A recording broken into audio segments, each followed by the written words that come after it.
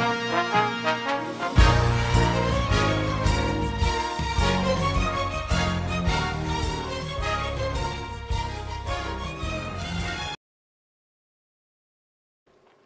going to be speaking from Genesis chapter 14. Chapter 14 today. Yeah. That's a big 14, isn't it? All right, let's jump right in. Genesis 14, 1 and 2 says, "And it came to pass in the days of Amraphel, king of Shinar, Arioch, king of Elazar, Kedorlaomer, king of Elam, and Tidal, king of nations, that these made war with Bera, king of Sodom, and with Bershah, king of Gomorrah, and Shinab, king of Admah, and Shemeba, king of Zeboim, and the king of Bela, which is Zaor." All right, so we have a bunch of kings going to war. Amen. Amen. Take a look at some of their names, the meaning of some of their names. We have Amraphel, speaks to a sayer of darkness. He was the king of Shinar, which speaks to a country of two rivers. We have Arioch, which is his name means lion-like. You know how you want to go to war with him, huh? Or venerable. He was the king of Elasar, which means El is chastener. Then we have Kedorlaomer, whose name speaks to a handful of sheaves, who's the king of Elam, or eternal, or their heaps. And we have Bera, the son of evil, or in evil. Sodom meaning burnt, burning, or scorched, or burnt. We have Bershah, speaking to an evil with wickedness. Gomorrah speaks to a ruined heap, or submersion, or bondage. We have Shinab, which speaks to a change or splendor of father, and Admah, earthy, Shemeba, lofty or flight, Zeboim, hyenas or gazelles or troops. You know, and so this is the meaning of all these names of the kings that fought during this time. 5 kings against 4 kings, as you heard Jory mention. It was a very famous battle back in this time, in this day. Today is more so ancient history. But let's continue on to verses 3 through 5, or 3 through 6. Now my first reader actually read Genesis 14, 3 through 6. All these were joined together in the valley of Siddim, which is the Salt Sea. 12 years they served Kedorlaomer, and in the 13th year they rebelled. And in the 14th year came Kedorlaomer and the kings that were with him, and smote the Rephaims and Ashtaroth Karnaim, and the Zuzims and Ham, and the Emims and Shaveh Kiriathaim, and the Horites and their Mount Seir unto El Paran, which is by the wilderness. All right. Now, going to also define some of these terms. We have Siddim, which speaks to cultivators or flats or field or plain. We have Rephaim, speaks to giants or the healers. Ashtaroth, Karnaim, double-horned. Zuzims, roving creatures. Ham, hot or sunburnt.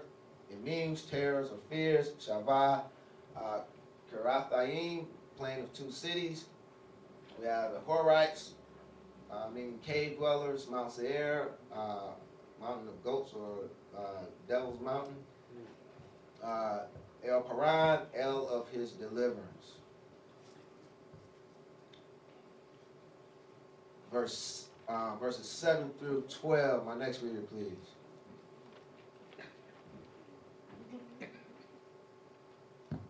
And they returned and came to En-Mishpat, which is Kadesh, and smote all the country of the Amalekites, and also the Amorites that dwelt in Hazez on Tamar. And there went out to the king of Sodom, and the king of Gomorrah, and the king of Admah, and the king of Zeboim, and the king of Bela, the same is Zoar. And they joint battle with them in the vale of Siddim, with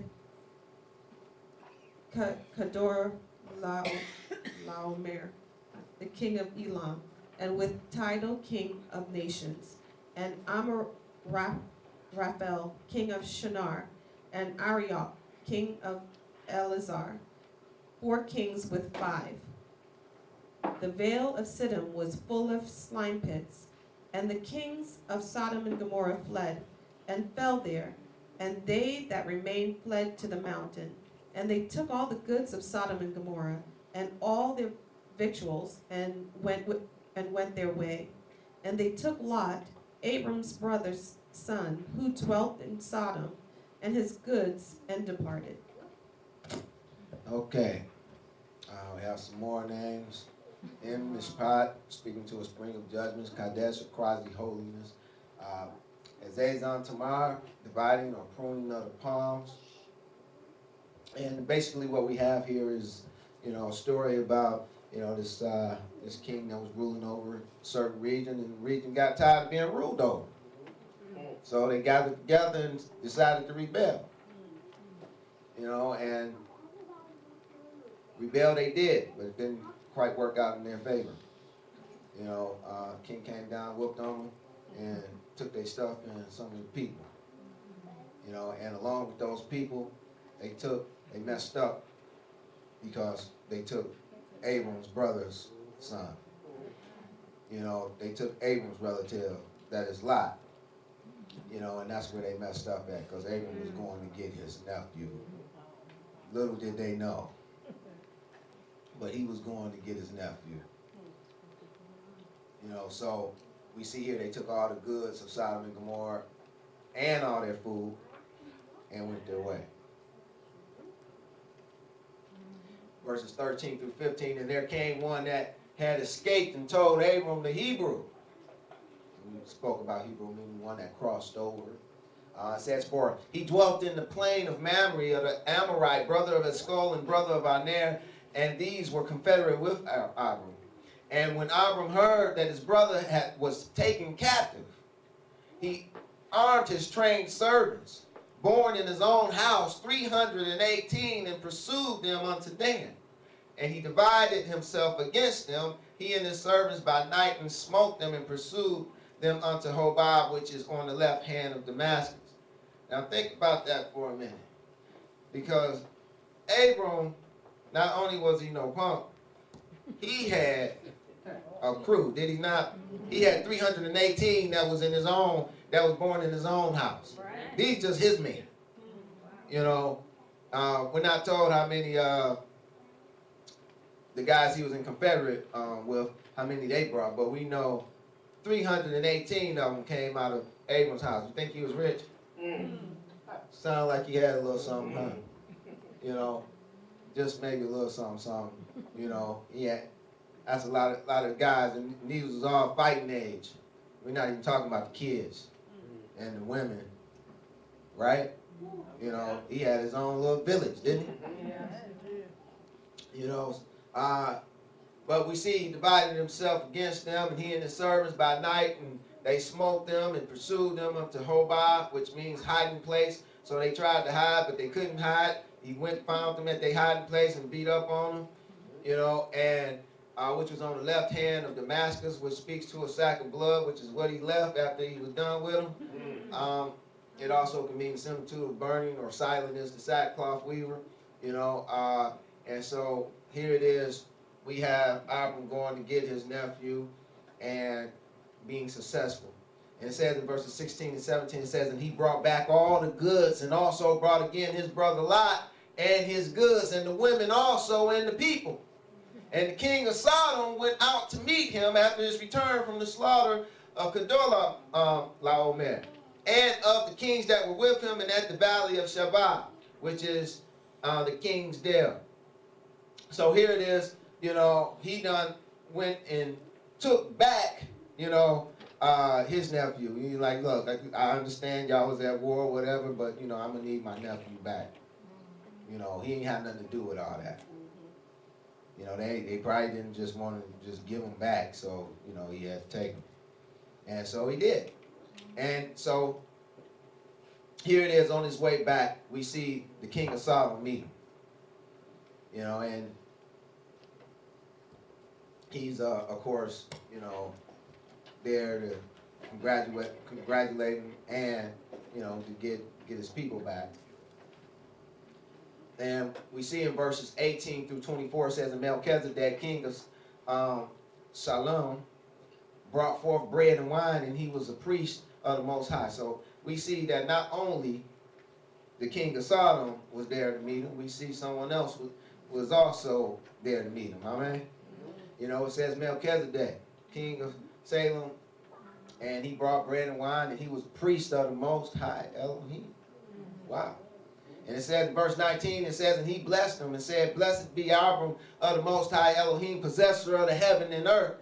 And blessed be the Most High Elohim, which hath delivered thine enemies into thy hand. And he gave him tithes of all. And the king of Sodom and the king of Sodom said unto Abram, give me the persons and take the goods to thyself.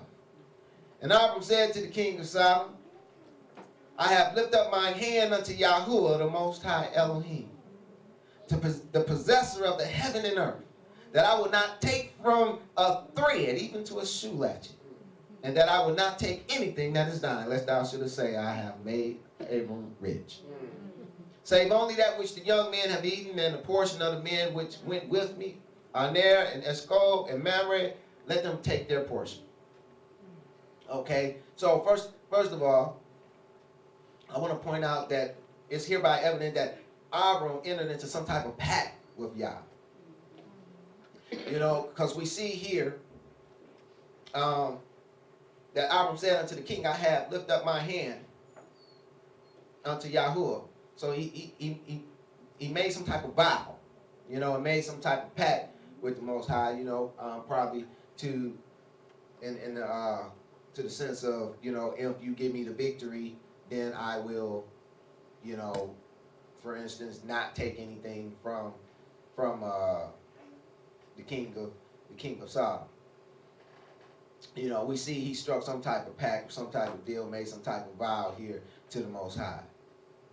And then we also see here that the priest of the Most High is on the scene, you know, and we see him giving him a tithe. What's all that about? You know, well, we're going to get into that, you know, and that's what the crux of the message is centered about. It's centered about Melchizedek and his order. Okay, so, like I said, hereby it's evident that Abram entered into some type of pact with Yah. Now, the interesting thing is that his grandson would later do likewise. So we're going to take a look at that example and see if we can shed some light on this one. When we go to Genesis 28, 12 through 17, it says, in speaking of Yaakov, you know, he was on his way to Laban, his uncle, you know, try to find himself a bride. And he stopped over at this place and, you know, and set up camp to go to sleep. And this is where it picks up. Verse 12, it says, and he dreamed, and behold, a ladder set up on the earth, and the top of it reached to heaven. And behold, the angels of Elohim ascending and descending on it. And behold, Yahuwah stood above it and said, I am Yahuwah Elohim of Abraham thy father, and the Elohim of Isaac, the land whereon thou liest. To thee will I give it, and to thy seed. And thy seed shall be as the dust of the earth, and thou shalt spread abroad to the west, to the east, and to the north, and to the south. And in thee, and in thy seed shall all the families of the earth be blessed. And behold, I am with thee, and I will keep thee in all places whither thou goest, and will bring thee again into the land, for I will not leave thee till I have done that which I have spoken to thee of. And Yaakov awaked out of his sleep, and he said, surely Yahuwah is in this place. And I knew it not. And he was afraid and said, how dreadful, how awesome is this place. This is none other but the house of Elohim. And this is the gate of heaven. It goes on to say, and Yaakov arose up early in the morning and took the stone that he had put for his pillows and set it up for a pillar and poured oil upon the top of it. And he called the name of that place Bethel. But the name of that city was called Luz at the first. And of course, Bethel means the house of Elohim, or the house of God. And Luz, in case you're wondering, speaks to an almond tree. Verse 20. And Yaakov vowed a vow, saying, if Elohim will be with me and keep me in this way that I go, and will give me bread to eat and raiment to put on, so that I come again to my father's house in peace, then shall Yahuwah be my Elohim. And this stone which I have set for a pillar shall be Elohim's house. And of all that thou shalt give me, I will surely give the tenth unto thee. Like, I pray you can see what's happening. I pray you can see what's happening. See, you know, Yah propositioned, you know, Yaakov. Yaakov, you know, well, he was pretty much just telling Yaakov what was going to transpire and what was happening. You know, this is what was going on in the dream. You know, Yah was telling them, you know, hey, I'm Yahuwah Elohim, of Abraham thy father and the Elohim of Yitzhak. You know, so I'm your grandfather's El, and I'm your father's El. And he started telling them the promises, which I'm sure he heard, you know, through his grandfather and his father at some point, right? You know, but this is the part I want you to catch. You know, that was all well and good, but Yaakov didn't just roll with that. Can you see that? He said, okay, I hear you. So I'll make a deal with you. I'm gonna vow that if you be Elohim, if Elohim be with me and keep me in this way that I go, and give me my bread to eat and raiment to put on, and bring me back to my father's house safe, then he will be my Elohim. Can you see that? You know, verse 21, he says, then shall Yahuwah be my Elohim. You know, and then I'll give him a tenth. So hereby scripture teaches that paying tithes was and is actually associated with paying homage to one's Elohim. For the things one believes he has given him or her. And you may notice that I have a capital He and a lowercase he, because, you know, some people don't worship Yahuwah Elohim, which is the capital case H-E. Some people worship other gods, you know, which is the lowercase H-E. You know, yeah, some people worship other gods. I know y'all like, what other God? Yeah, God of money, and, you know, God of, you know, lust, and a whole lot of gods out there, you know. We're not going to get into the gods, but anyway, you know, there's other gods and some people worship them, amen? You know, but no matter what gods they worship, you know, usually those gods have some type of priesthood. And the people that worship those gods usually pay homage to their gods via their priesthood. You know, in the form of sacrifices or offerings, or in this case, tithes. Okay? So you see, it's because Abram had chosen Yah as his Elohim and believed that Yah had given him the victory that he gave tithes to Yah via his priest Melchizedek.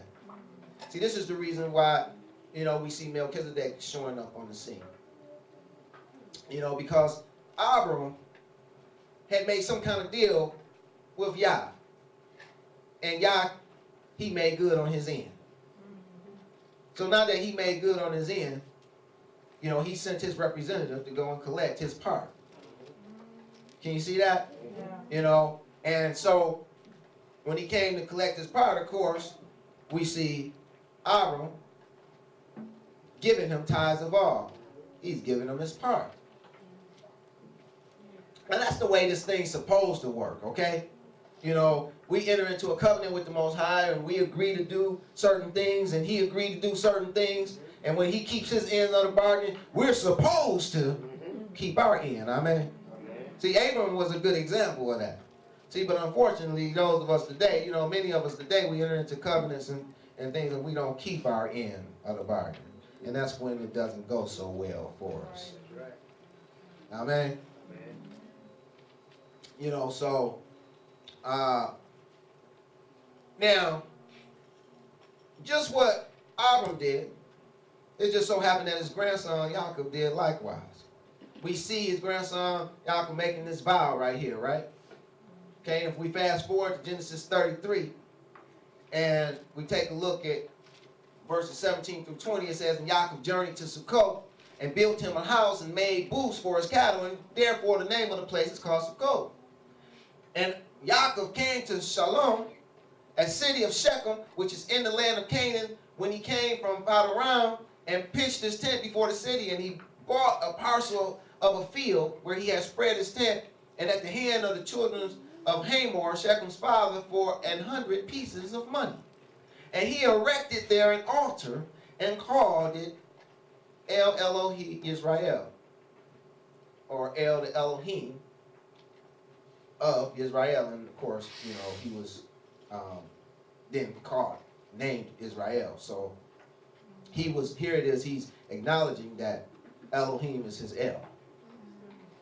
You know, because now he has, this is after he has made it back to the land, back to where he started from, safe and sound, just as Yah said that he would do. Yah kept his end of the bargain, and so here it is, we see Yaakov keeping his end, just like his father Abraham. Can you see that? You know, so we see Yaakov is actually keeping good on his vow with Yah. But let us also consider where he decided to go to do so, because that's important. You know, and that is Shalem or Salem or Shalom in the Hebrew. And when you think back, where was Melchizedek from? He was from Shalom. You know, he was the king of Shalom. Oh, let's go back and just make sure I'm not making up stuff, right? You know, did I pass it? Yeah. All right, so it says Melchizedek, king of Salem, which is Shalom, brought forth bread and wine. Now, Melchizedek, his name actually means king of righteousness. I neglected to mention that. You know, but his name actually means king of righteousness. And he was also a king of Shalom. So he's the king of righteousness and he's the king of peace. You know, so he rules over righteousness and he rules over peace. Can you see that? Yes. All right, so here it is. We see Yaakov actually going to Shalom. This is the very dominion of Melchizedek. You know, because he's the king of Shalom. Now, as to whether or not this was the same Shalom as the Shalom that was in his grandfather's time, you know, I don't know. But spiritually speaking, it's the same place. You know, I pray you can see that. You know, because he was trying to do this and walk in the footsteps that his grandfather walked in. You know, he was going to Shalom because he knew that's where the king of righteousness ruled. You know, and so we see here, he going there and he buy a parcel and he puts his altar there where the high priest of Elohim ruled and reigned. That's an awesome place to put it, amen? Now, you know, we see here in verse 17, he actually built a house in Sukkot. You know, so he didn't actually, now I don't know if he was moving to Salem or Shalom at this time, but it doesn't appear to be so, seeing that the verse right before it tells us he built his house and made booths for his cattle. So it looks like he was planning on being there for a minute. You know, but then he comes over to Shalom to make an altar. Can you see that? You know, here it is. We see that he's going over to the very dominion of Melchizedek. You know, to the high priest, to where the high priest of Elohim ruled, to keep up his end of the bargain. You know, I think that's pretty significant. You know, now Scripture wants us to know that Melchizedek was no man, no ordinary man at least, you know, but he's more so an angel or a messenger of Yah. He wasn't your average everyday Joe, okay? You know, Scripture wants us to know that. And the reason I say that is because when we go to Hebrews 7, which speaks about Melchizedek, the very same guy, it says, for this Melchizedek, king of Shalom, priest of the Most High Elohim, who met Abraham returning from the slaughter of the kings and blessed him, to whom also Abraham gave a tenth part of all, first being by interpretation king of righteousness, after that also king of Shalom, which is king of peace, without father, hello, without mother, without descent, having neither beginning of days nor end of life, but made like unto the Son of Elohim, abideth a priest continually. Now consider how great this man was, unto whom even the patriarch Abraham gave the tenth of the spoils. So we're going to do just that. We're going to consider how great this guy was. You know, we can see that he's no ordinary man. We can see he's some type of angel. He's made like unto the sons of Elohim. You know, and so he was without mother and without father. So we see this. And so here it is. We're told here, just as a reminder, in verse 18 of Genesis 14, it says, and Melchizedek, king of Salem, or king of Shalom, brought forth bread and wine. And he was the priest of the Most High Elohim. So now here it is. We see the priest not sacrificing, you know, any animals here and giving it unto Abraham, but we see him giving him bread and wine. That's different. That's different. You know, usually the priest would you know, at least the Aaronic priesthood, they would sacrifice animals and then they would, you know, share the meat, right? But that's not what we see going on here. See, and that's because this is a different type priesthood. Yes, yes. See, this is a different type priesthood than the Aaronic priesthood. You know, now, Hebrews 7:17 teaches us concerning our Messiah, says, for he testifieth that thou art a priest forever after the order of Melchizedek. See, our Messiah is a priest, but he isn't of the Aaronic priesthood. He's not of the Levitical priesthood. See, he's of another priesthood, a priesthood that preceded the Aaronic priesthood. See, because the Aaronic priesthood isn't even in existence during the time of Abraham. Why? Why isn't it in existence? Because Aaron isn't even in existence. He's still in the loins of Abraham somewhere. Yeah.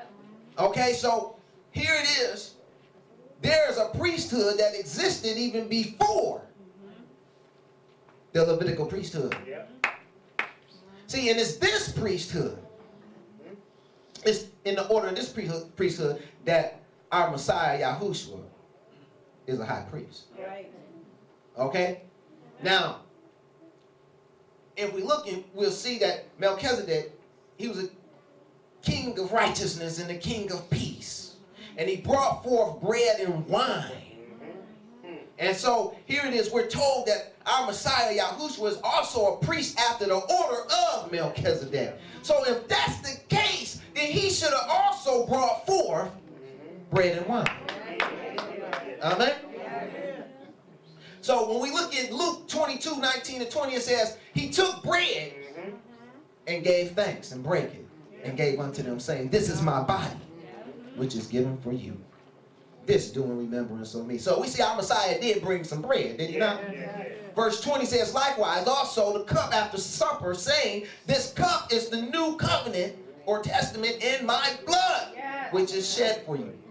So we see our Messiah, which was a priest, a high priest in the order of Melchizedek, also brought forth bread and wine. How awesome is that? Okay, now I want you to know something. It says in Romans 8:5-8, it says, for they that are after the flesh do mind the things of the flesh, but they that are after the Ruach or the Spirit, the things of the Ruach. For to be carnally minded is death, but to be spiritually minded is life and peace. Because the carnal mind is enmity against Elohim. For it is not subject to the law of Elohim, neither indeed can be. So then they that are in the flesh cannot please Elohim. Okay, so we don't want to be carnally minded today. Okay, when we're trying to understand Melchizedek and his order of things. You know, I don't want us to be carnally minded because that leads to death. I want us to be spiritually minded because that leads to life and peace. Amen. Okay, so here it is in 1 Corinthians 10, verses 15 through 17. It teaches us, this is Apostle Paul. He says, I speak as to wise men. So I need you to put your wise hat on. You know, I need you to put your wise hat on. It's time to be wise. He says, judge ye what I say. The cup of blessing, which we bless, is it not the communion of the blood of Messiah? You know, in other words, we're all in communion through the blood of the Messiah, through that covenant that he has made with us. Amen? It says, the bread which we break, is it not the communion of the body of Messiah? For we being many are one bread and one body. For we are all partakers of that one bread, which is the Messiah. You know, now, hence, even as we partook of that bread, which is the Messiah, we are to likewise bring forth that bread or flesh. You know, for he said, this is my flesh, which is broken for thee, which represents the bread, which is broken for others. The point that I'm trying to make is, even as the Messiah did, we should do likewise. If he allowed his body to be broken and given as bread unto others so that they might be saved, shouldn't we do the same? You know, now we can never take the place of the Messiah, but we can bring forth bread like he did by bringing forth the same bread that he gave us. You know, by allowing our flesh to suffer, that we might be able to give bread unto others. That is, teachings and instructions in righteousness unto others, so that others can see what righteousness look like. See, if it wasn't for him walking this thing out, we wouldn't know what righteousness looked like. Okay?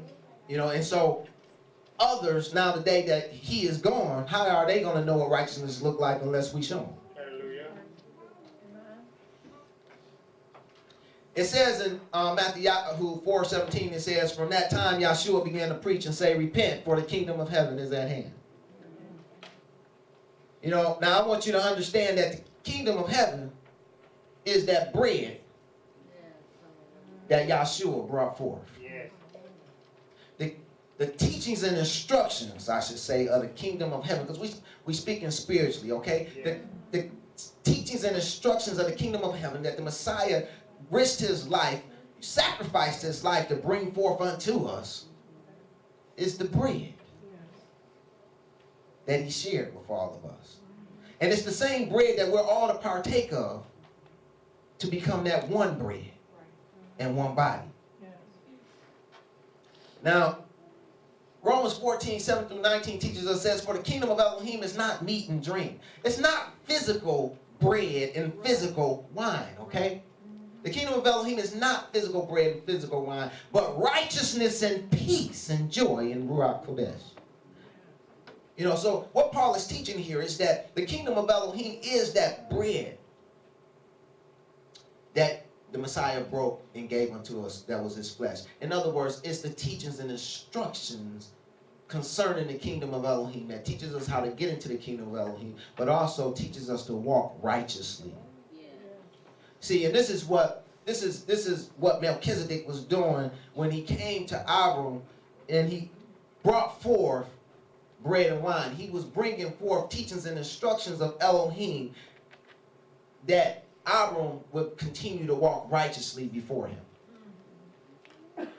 And he was also bringing him wine, which makes the heart merry, which speaks to joy and peace.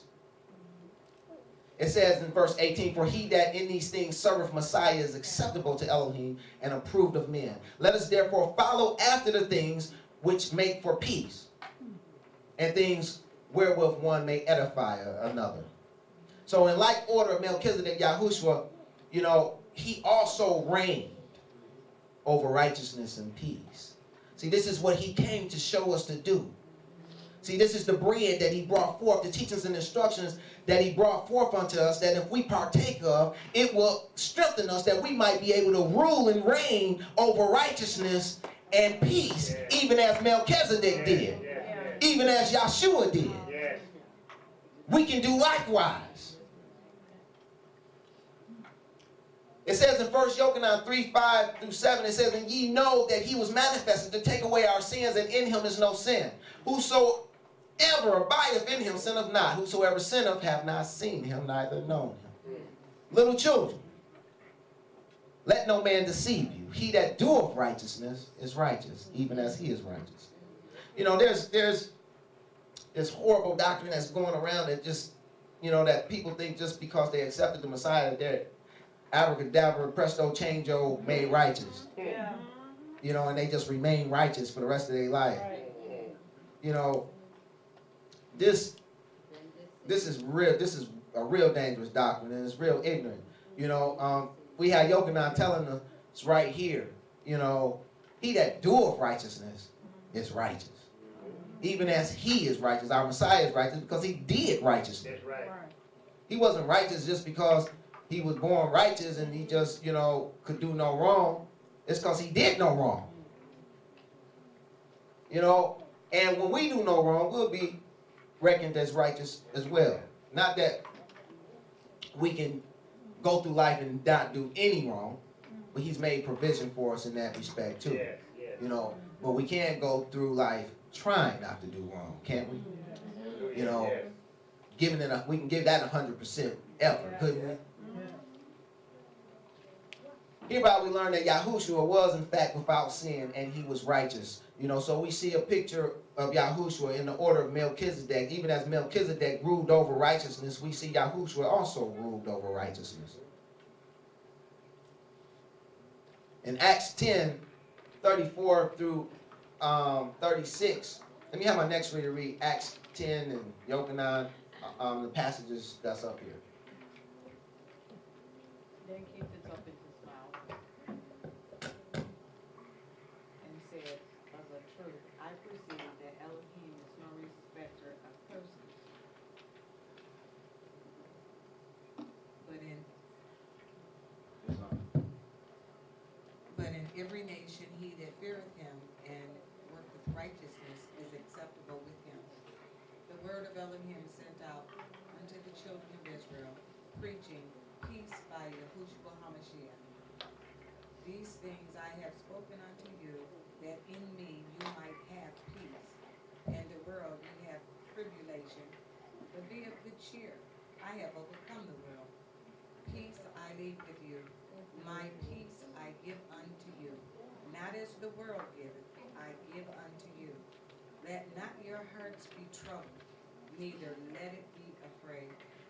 Wherefore take unto you the whole armor of Elohim, that ye may be able to withstand the evil day, and having done all to stand, stand therefore, saying, having your loins girded about with truth, and having on the breastplate of righteousness, and your feet shod with the preparation of the gospel of peace. Okay, so what we see here, we see Kephas or Peter, you know, he's saying, but in every nation, you know, he's acknowledging here that the Gentiles were also, you know, that God wanted them too. He didn't leave them out. You know, it says, then Kephas opened his mouth and said, of a truth I perceive that Elohim is no respecter of persons, but in every nation, he that feareth him and worketh righteousness is accepted with him. You know, and that includes anyone here. If you fear Elohim and does his righteous works, hey, you'll be accepted too. Hallelujah. And it says, the word of Elohim sent unto the children of Israel, preaching peace, his shalom, by Yahushua Messiah. So I want you to see that there's a peace. The peace that even surpasses all understanding is the type of peace that our Messiah had. You know, he ruled over peace even as he ruled over righteousness. You know, and we seen in Yochanan 16:33, you know, that the Messiah was saying, you know, that he had told them about the things that come that they might have his shalom. In the world, you should have tribulation. But our peace is in knowing the prophecies and the promises that's given unto the righteous. Right. See, and that's where our peace is found. Yes. You know, it's not found in the situation and circumstances that we find ourselves in while walking through this life. That's not where our peace is found. Our peace is found in righteousness. Our peace is found in the promises and in the prophecies that is perpetrated towards those that are righteous. So that we know that when we are deemed righteous by our Elohim, that we too can take solace in that. Take solace in that. No matter what our situation or circumstances is in the physical, we know that we're going to have peace in the life to come. Now, we see here in Yochanan 14:27, the Messiah saying this, you know, his shalom I leave with you. My peace, my shalom I give unto you, not as the world giveth. Giveth I unto you, let your heart not be troubled, neither let it be afraid. You know, now he's not telling you that nothing not going to happen. Right. Hence he's told you in verse 33 of Yochanan 16 that in the world you shall have tribulation. And surely you will. Yes. Yeah. But the peace that he gives us, you know, your heart shouldn't be troubled, neither right. should it be afraid. That's right. You know, and as we walk this thing out, Apostle Paul teaches us in Ephesians that our feet should be shod with the preparation of the gospel of peace. Not only should we be walking in peace, we should be teaching other people and talking to other people about this peace that we have in Elohim. Amen? You know, so I pray that you can hereby see that our Messiah, as in the order of Melchizedek, was not only ruling over righteousness, he was ruling over peace as well. Yes. Now, I want you to also know, even in that we are to be like our Messiah. You know, Cephas or Peter teaches us in Cephas of 1 Peter 2:5-9, he says, ye also, as lively stones, are built up a spiritual house and a holy priesthood to offer up spiritual sacrifices. Don't you know that even as Melchizedek, the king of righteousness, who ruled over righteousness and ruled over peace, even as he came and he brought forth bread and wine, and even as our Messiah, who was in the order of Melchizedek, came forth and ruled over righteousness and ruled over peace and brought forth bread and wine, that we as well are supposed to do the same. Yes. Hence we see in verse 6, it says, wherefore also it is contained in the scripture, behold, I lay in Zion a chief cornerstone, elect precious, and he that believeth on him shall not be confounded. Unto you therefore, which believeth, he is precious, but unto them which be disobedient, the stone which the builders disallowed, the same is made the head of the corner, and a stone of stumbling and a rock of offense, even to them which stumble at the word, being disobedient. Whereunto also they were appointed. But ye, that's supposed to be you and I, but ye are a chosen generation, a royal priesthood, and holy nation, a peculiar people, that ye should go forth the praises of him, that ye should show forth the praises of him who have called you out of darkness into his marvelous light.